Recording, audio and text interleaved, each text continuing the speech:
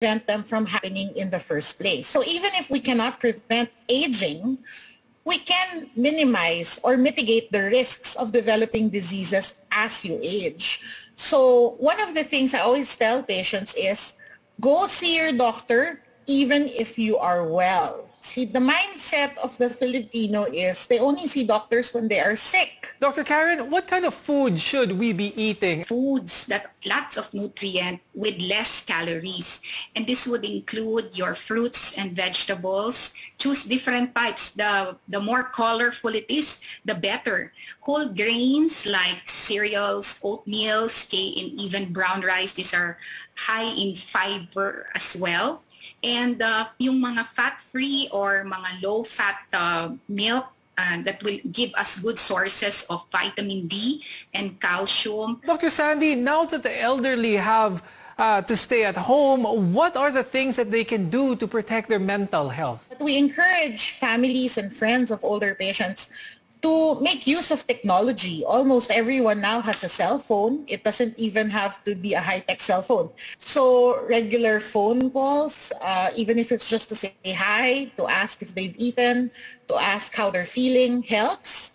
They don't have to do it on a daily basis. For patients with a number of children or those that are living abroad, I make them make a schedule so they can do a rotational call so that at least every day there's 1 or 2 people that check up on the older patients. And Dr. Sandy, what's your advice for those who are becoming older and having trouble sleeping? Usually problems in sleeping is what we call a sleep hygiene problem. It's really behavioral because old patients are mostly at home now and don't have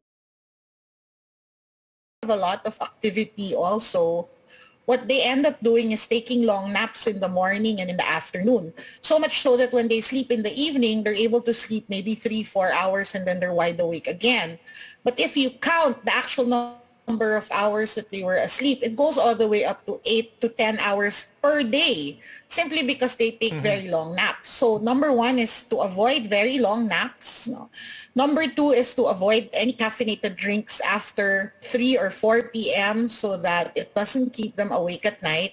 And 3 is to reduce any sort of stimulation in their bedroom. TVs, radios, lights. Dr. Sandy, please share with us some simple things that we can do to have a more positive outlook in life. Don't think about growing old. Some people obsess on their age that they dread turning 60. Again, it's just really a mindset. Just because you turn a year older every year doesn't mean that there has to be a limitation in the activities that you can do or in the things that you think you can do. Just remain active physically, socially, and mentally, and everything will follow after that. And Dr. Karen, what's your advice for our viewers? Self-care is important.